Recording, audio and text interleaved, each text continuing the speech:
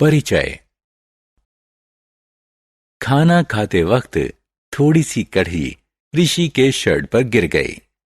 उसकी मां हल्दी के दाग को साबुन से धोती है, लेकिन वो हैरान रह गया क्योंकि साबुन से धोने के बाद दाग नारंगी लाल हो गया। साबुन के प्रयोग से दाग का रंग कैसे बदल गया? आइए इस पाठ में जानें कि रंग बदलने का कारण क्या था।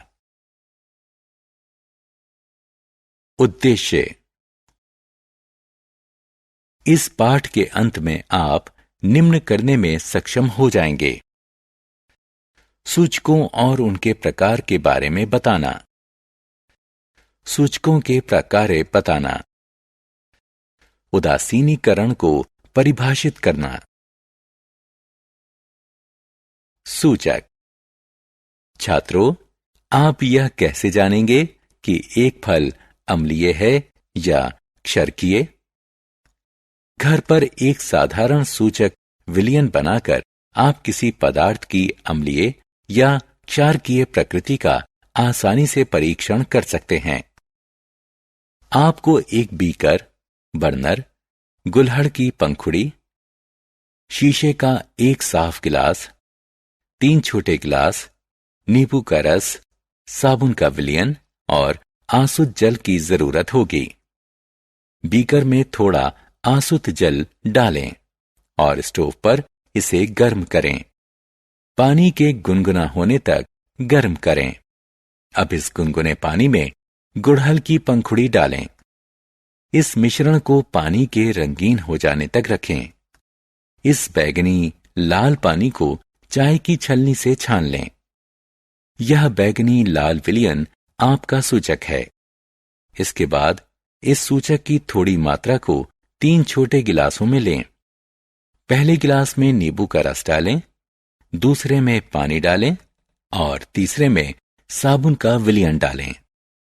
आपने क्या देखा? आप देख सकते हैं कि पहले गिलास में विलयन का रंग गाढ़ा गुलाबी हो गया है।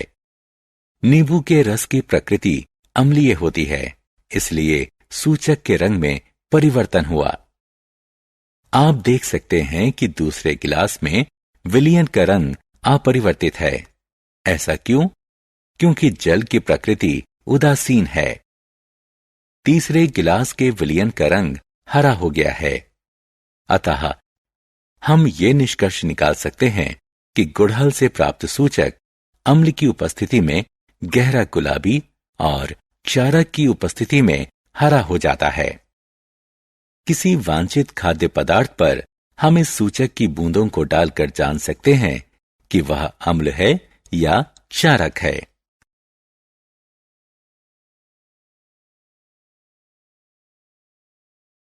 उदासीन विलयन। जल का स्वाद कैसा होता है? यह खट्टा है या कड़वा? यह दोनों नहीं है, क्योंकि जल ना तो अम्ल होता है और ना ही क्षारक। जो विलयन ना तो अम्ल होता है ना ही क्षारक, उसे उदासीन विलयन कहते हैं। प्राकृतिक सूचक।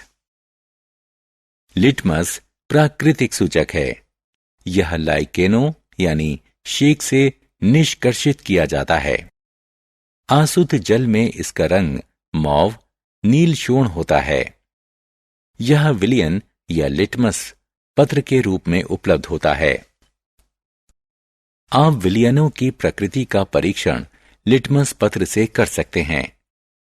लोहे की एक भावोद्दीपक छड़ को बेकिंग पाउडर के विलयन में डुबोइए और इस गीली भावोद्दीपक छड़ को लाल लिटमस पत्र से स्पर्श कीजिए।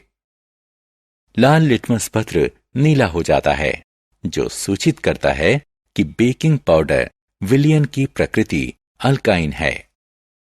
पुनः भावोद्दीपक छड़ को सिरके के विलयन में डुबोइए। एक बूंद नीले लिटमस पत्र पर डालिए। नीला लिटमस पत्र लाल हो जाता है, जो सूचित करता है कि सिरके की प्रकृति अम्लीय होती है। प्रयोगशाला सूचक। आइए एक साधारण प्रयोग करें। बीकर में थोड़ा हाइड्रोक्लोरिक अम्ल लें। इसमें फिनाल्फथेलिन मिलाओ। अब इस विलयन में बूंद बूंद सोडियम हाइड्रोक्साइड मिलाइए और हिलाते रहिए। थोड़ी देर बाद विलयन का रंग धीरे धीरे गुलाबी होने लगता है। हम थोड़ा सोडियम हाइड्रोक्साइड अम्ल मिलाते हैं तो गुलाबी रंग और चमकदार हो जाता है। अब एक बूंद हाइड्रोक्लोरिक अम्ल मिलाने पर यह विलयन पुनः रंगहीन हो जाता है। अतः अल्काइन विलयन में फिनाल्फथेलिन गुलाबी दिखता है और अम्लीय विलयन में यह रंगहीन दिखता है। उदासीनीकरण अभिक्रिया। आइए उदासीनीकरण अभिक्रिया को एक गतिविधि की सहायता से समझते हैं। वांछित सामग्री है 1 टुकड़ा खड़िया यानी चौक, सिरका और टेस्ट ट्यूब। टेस्ट ट्यूब में पिसा हुआ चौक डालिए, इसमें सिरका मिलाइए। देखिए क्या होता है। खड़िया सिरके के संग अभिक्रिया करता है। जब खड़िया अभिक्रिया करता है तो कार्बन डाइऑक्साइड के बुलबुले निकलते हैं। खड़िया कैल्शियम कार्बोनेट CaCO3 होता है।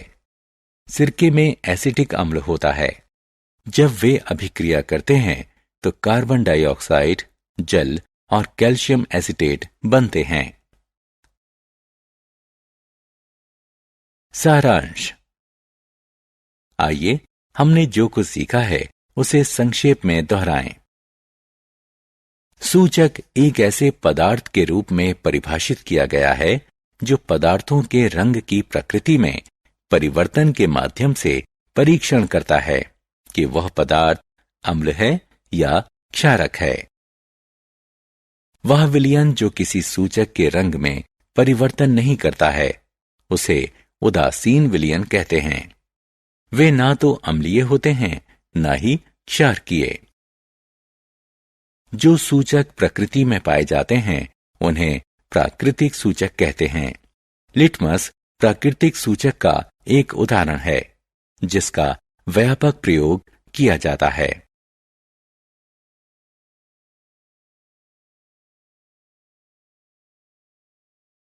अम्ल नीले लिटमस को लाल में बदल देता है, जबकि क्षारकीय विलयन लाल लिटमस को नीले में बदल देता है। अम्ल और क्षारक के बीच की अभिक्रिया को उदासीनीकरण कहते हैं।